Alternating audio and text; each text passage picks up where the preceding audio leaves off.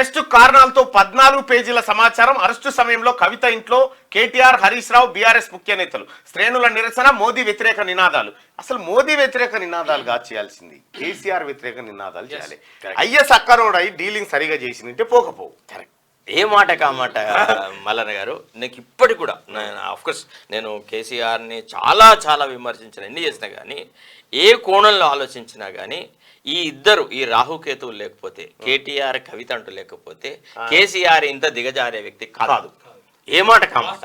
మనలో కొంతన్నా మనం ఈ వీళ్ళ వల్ల ఈ కుటుంబ సభ్యులు, ఈ కులగజ్జి కేసీఆర్ అయితే కులగజ్జిని పెంచిపోయాడు. రా అంటే రాములు, కే అంటే కవిత, రావుకేతులు అంటే వీళ్ళ వల్లనే కేసీఆర్ చెప్పాను. నేను ఎప్పుడైతే బయటికి వచ్చిన తర్వాత 2.5 సంవత్సరాల క్రితం అంటే కేసీఆర్ ప్రభుత్వం కూలకు ముందే చెప్పినానంటే కవిత వల్లనే కేసీఆర్ చెడిపోయినాడు, కేసీఆర్ ప్రభుత్వం కూలిపోతుంది, సర్వనాశనం అవుతుందని చెప్పినాను.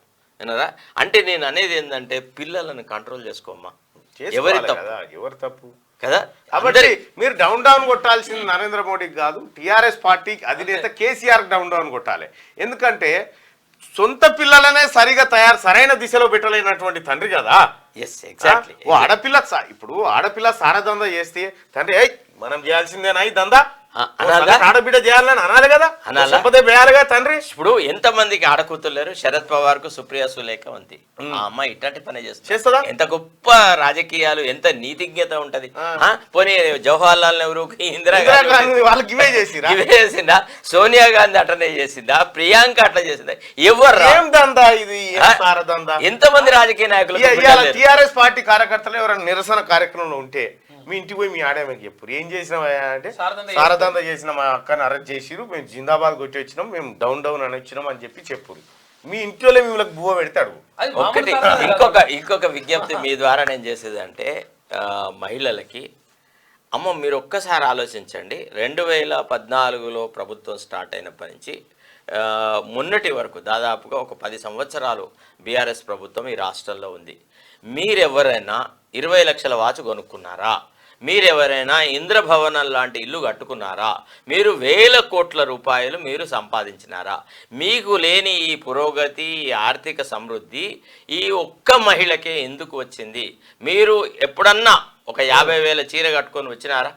బతుకమ్మలు ఆమెలాగా ఆడినారా? చెప్పండి, ఆలోచించండి. మీకు లేని పురోగతి ఆమెకు వచ్చింది అంటే దాని అర్థము ఈమె రాష్ట్రాన్ని దోచుకుంది. కాబట్టి మహిళలారా, మీరు పొరపాట్లు కూడా ఏ సానుభూతి వ్యక్తం చేయండి. మీ మొగోళ్ళు కనుక పోయి ఏదన్నా ఒకవేళ ధర్నాలు అది చేస్తే ఇంటికి వచ్చేటప్పటికి కొడుకులకు చెప్పులు, పసుపు, కుంకుమ పెట్టండి. ఖడ్గతిక్కనకు జరిగినటువంటి ఇది జరగాలి, మర్యాద జరగాలి. కొడుకులారా మీరు గిదార సపోర్ట్ చేయండి. ఇప్పుడు మీరు ఆలోచించండి, సిగ్గు తక్కువ ముచ్చట. సారదందల అరెస్ట్ అయినటువంటి ఆమెను దొంగతనం చేసి అడ్డంగా దొరికిపోయిన ఆమెను సపోర్ట్ చేస్తామని హరీష్ రావు చెప్పగానే మీరు చేసుడు. అరే బెల్ట్ షాపులు పెట్టి ఎంతమంది మంగళసూత్రాలను తీసిపారేసి, ఎంతమంది ఆడబిడ్డ చిన్న పోరగాళ్ళ కథలు దిగినాయి కదా. మనం ఎన్ని కేసులు చేసినాం, అసలు ఎంత మందికి చేసినాం? అక్రమ సారదంద లీగల్ కాదు, అది అక్రమ సారదంద. ఇంకోటి ఏంటంటే వాడు టనికొండి పట్టుకోవాలి. నాకు వాడిని ఎప్పుడు పట్టుకుంటారా అని నేను ఎదురు చూస్తా ఉన్నా.